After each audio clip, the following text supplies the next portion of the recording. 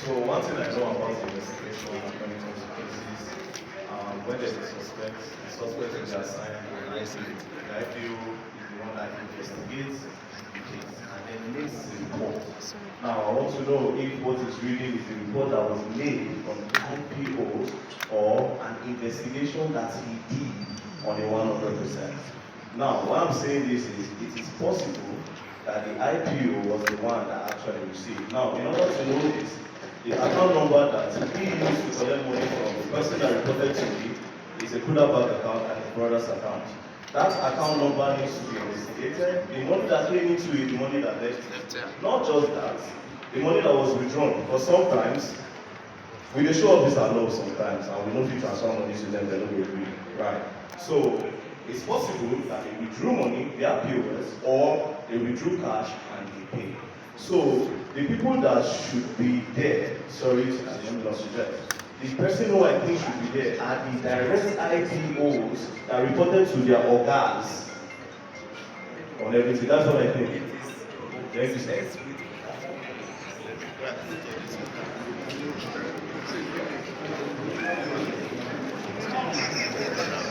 I think it's noted that the bone of contention is that a child was dropped. He received of money. The child was dropped because money exchanged hands. That is the allegation.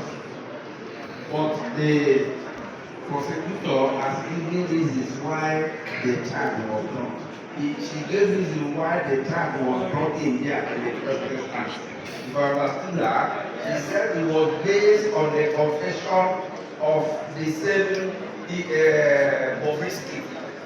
That was why it was brought in, and when they also saw reasons why it should be removed, it was removed, and it is not against the law profession according to what she has said, but that is not the conclusion. It's not the conclusion of the matter. I agree with you that the account that received the money should be investigated. Let us know whether if you can get money today and transfer to this point.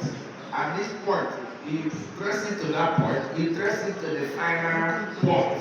Even if it is withdrawn cash, you will also know that it is withdrawn cash. So, Chairman EFCC, who is represented here, you should take note of that. We are taking note too. We have powers to scrutinize those accounts. And you can be sure, like I said earlier, that we are going to trace this, the movement of these monies to the final destination. That is one.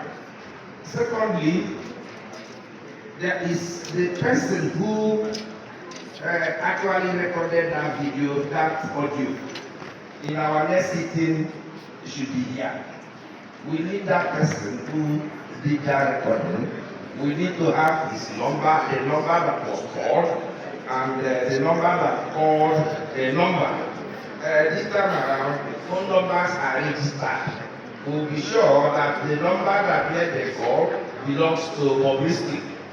We'll also be sure that the number that received the call is right. We will also approach the network providers for us to be sure that it is not artificially generated.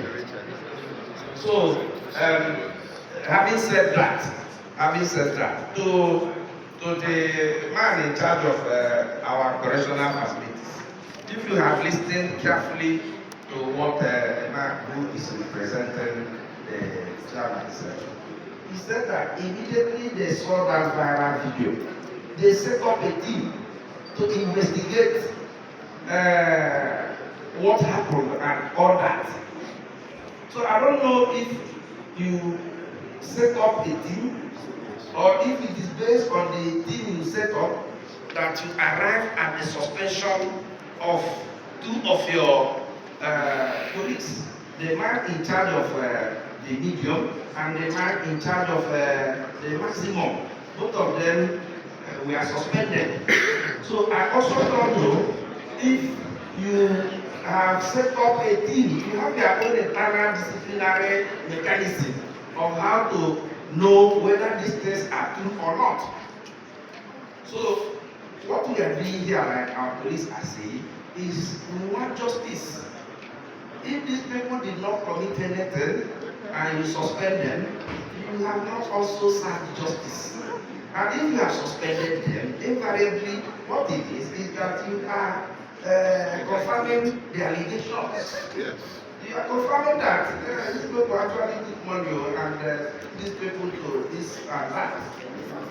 Yeah. So what I'm saying is that we have to look at this whole thing critically and be able to come up with the real truth in this matter. So on that note, I will invite our police to move, that we are adjourned. Thank you, Chairman. I think it's important to clarify that the issue of suspension probably came from the board. And we also invited the Secretary of the Board, who is not here, who is not present here right now. I think he's the person that can come and clarify the issue of suspension. As to the best of my knowledge of the cases, you have to suspend officers to allow proper investigation. It is not as if it's a confirmation that they've actually done something wrong, but for you to clear the way for proper investigation. So I think it's important to clear the air to say that. And probably by the next sitting, as I said, the Secretary of the Board of Corrections, Civil Defense, Immigration and Fire Service, who the press release expected to on the suspension, was to be here to shed more light on the reasons why suspended. So I think it's important to put that on record.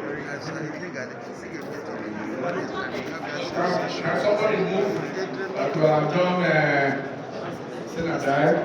We will inform you of the next date we are going to sit.